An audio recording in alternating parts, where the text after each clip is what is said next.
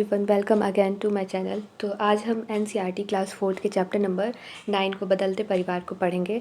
इसके important points पे हम ज़्यादा फोकस करेंगे, बाकी हम एक एक लाइन को पढ़ेंगे जिससे कि हमें ये रहे कि कुछ छूटा नहीं है। और अगर सीटेट की प्रिपरेशन आप कर रहे हैं तो उसके पर्सपेक्टिव से भी आप इसे पढ़ सकते हैं, और अगर आप टीचर हैं तो अपने बच्चों को पढ़ाने के पर्सपेक्टिव से पढ़ सकते हैं। तो चलिए शुरू करते हैं। तो इसमें फर्स्ट जो लाइन है कि यहाँ निम्मी, सेरिंग और नाजली के परिवारों के चित्र दिए गए हैं। चित्रों को देखो और चर्चा करो। तो बच्चों को हम इस चित्र को दिखाएंगे और फिर उसके बाद जो प्रश्न दिए हैं वो इस चित्र के को ऑब्ज़र्व करके बच्चे बताएंगे उसका उत्तर। तो क्या दिया है कि नन्हा मेहमान। निम्मी का परिवार बहुत खुश है, उसके यहाँ नन्ही सी छोटी बहन आई है। तो ये नन्ही सी छोटी बहन है निम्मी की, जो अभी अभी न्यू मेंबर आई है फैमिली में। अब ये हॉस्पिटल को छोड़ते हुए और ये घर पर आते हुए उनकी फैमिली का पिक्चर है। अब चित्रों को देखकर लिखो। निम्मी के परिवार में छोटी बहन के जन्म से पहले कौन कौन थे। तो जन्म से पहले कौन कौन थे ये चित्र देखकर बच्चे बताएंगे। और इस परिवार में कुल मिलाकर कितने लोग रहते हैं ये भी बच्चे चित्र देखकर गिन कर बताएंगे कि पहले कितने थे और अब कितने रहते हैं। बताओ, छोटी बहन के आने से निम्मी के सभी घर वालों के जीवन में क्या क्या बदलाव आएंगे।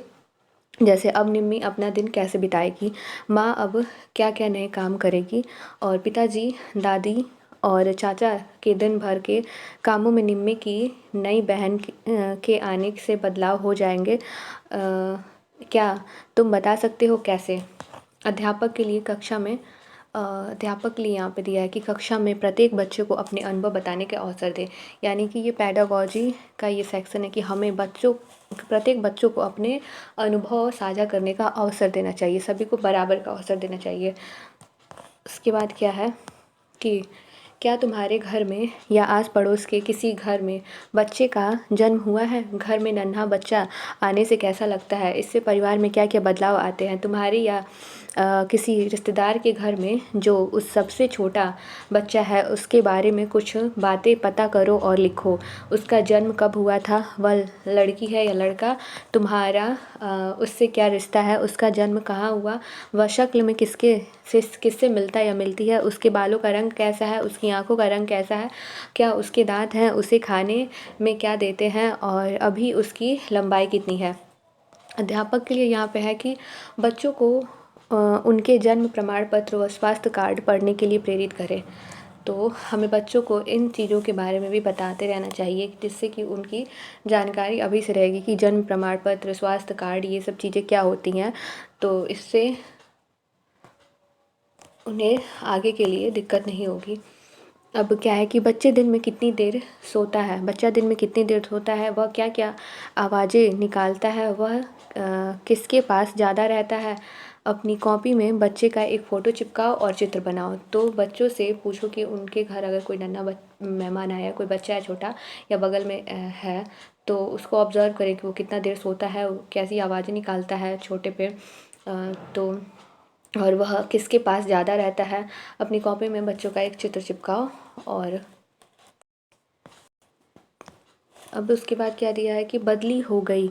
सेरिंग के बाबा को उनके ऑफिस में से चिट्ठी मिली। उसमें लिखा है कि उनको ऊंचा पद मिला है और अब उन्हें दूसरे शहर जाना है। तो इसमें क्या है कि सेरिंग की फैमिली के बारे में बताया गया है। ऊपर क्या था, निम्मी की फैमिली के बारे में था, अब ये है सेरिंग की फैमिली के बारे में। तो इसमें उसके बाबा जो है उनको अच्छा पोस्ट, मतलब उनका ट्रांसफ़र हो रहा है और उनको बड़ा पोस्ट मिला है जिसके लिए उन्हें दूसरे शहर जाना है। सोचो, अब सेरिंग के बाबा ने अपने घर वालों को चिट्ठी दिखाई तो घर के अलग अलग लोगों को कैसा लगा होगा। तो यहाँ पर कोई बहुत खुश है और कोई उनके यहाँ से जाने पर उदास भी है यहाँ पर, और कुछ लोग खुश हैं।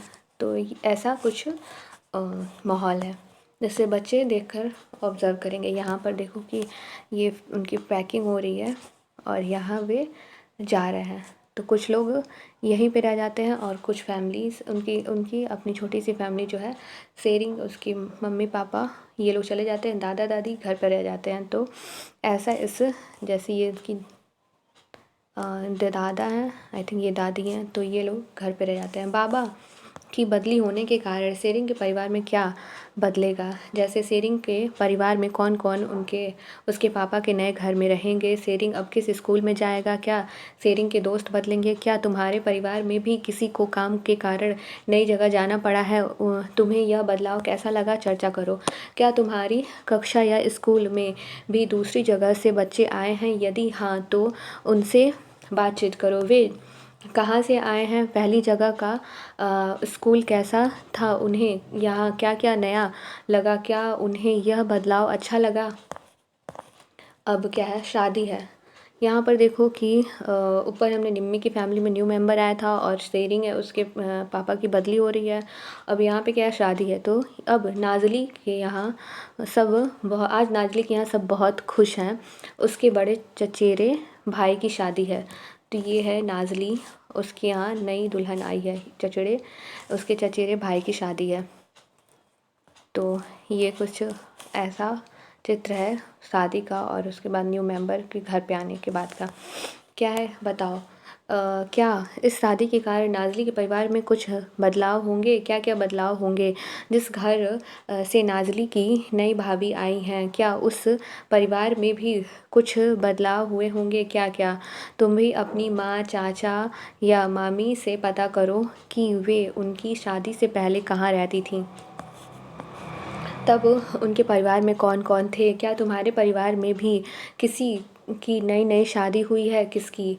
कक्षा के दोस्तों से बात करो और पता लगाओ कि उनके घर में शादी कैसे होती है, क्या कुछ खास खाना पकाया जाता है, क्या क्या। दूल्हा दुल्हन कैसे कपड़े पहनते हैं, शादी के नाच गाने किस तरह के होते हैं। तुम जब किसी शादी में गए थे, उनमें तुमने क्या क्या देखा, अपनी कॉपी में चित्र बनाकर बताओ। कक्षा के और बच्चों के चित्र भी देखो। हमने देखा कि निम्मी, सेरिंग और नाज़ली के परिवारों में अलग अलग कारणों से बदलाव हुए हैं। अब बदलाव के कारण, निम्मी के परिवार में क्यों बदलाव हुआ है, सेरिंग के परिवार में और नाज़ली के परिवार। निम्मी के परिवार में न्यू मेंबर, एक छोटी बच्ची आई है।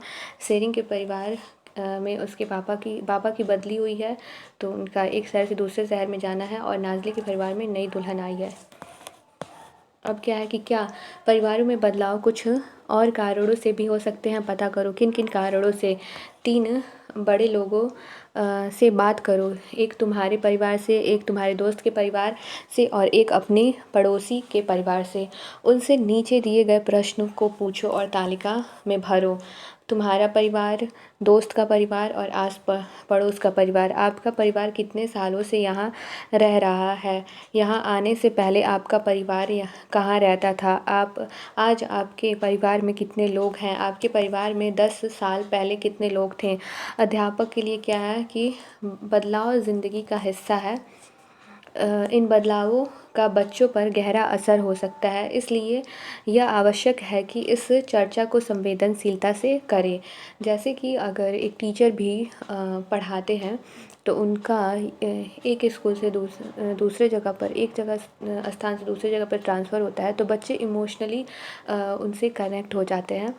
और जब ये बदलाव उनकी ज़िंदगी में आता है, तो उनके ऊपर इस चीज़ का गहरा असर पड़ता है। तो इसलिए बच्चों से हमें उनका ये अनुभव मतलब ऐसा उनके साथ कभी हुआ है बदलाव, या फिर ऐसी चीज़ें साझा करनी चाहिए और उनसे उनका अनुभव कभी उनकी ज़िंदगी में ऐसा हुआ हो तो वो भी पूछना चाहिए।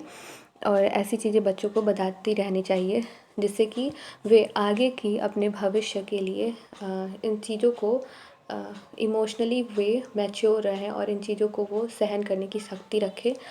और इस चीज़ पे अपना ज़्यादा समय ना बर्बाद करें कि एक जगह से दूसरे जगह अगर होता है तो वो उनके मेंटल स्टेटस पे या इमोशनल स्टेटस पे ज़्यादा असर पड़े।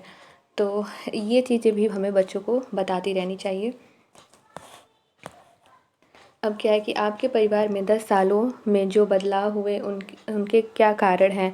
इन बदलावों से आपको कैसा लगता है? तकनीकी बदलावों के कारण आपको किन परेशानियों का सामना करना पड़ता है?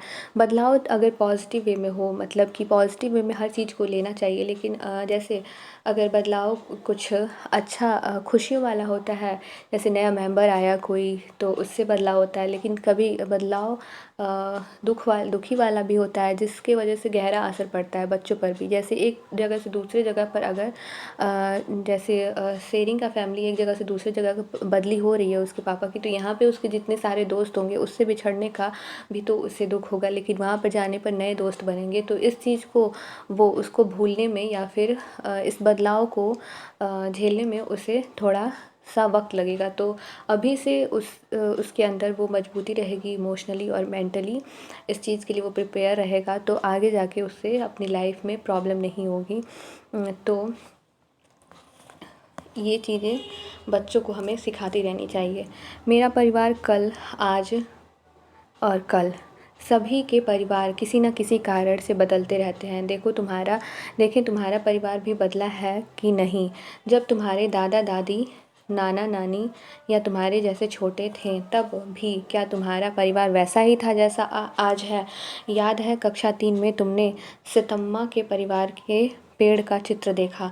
तुमने अपने परिवार के पेड़ का चित्र भी बनाया था। चलो फिर से परिवार का पेड़ बनाएं, यानी कि फैमिली ट्री बनाने के लिए यहाँ पे कहा जा रहा है कि पहले भी थर्ड में बनवाया गया था और इस वक्त भी फैमिली ट्री बनाना चाहिए कि एक परिवार में कौन कौन रहता है, किसके बच्चे हैं, कौन किसका भाई बहन है, ये सारी चीज़ें।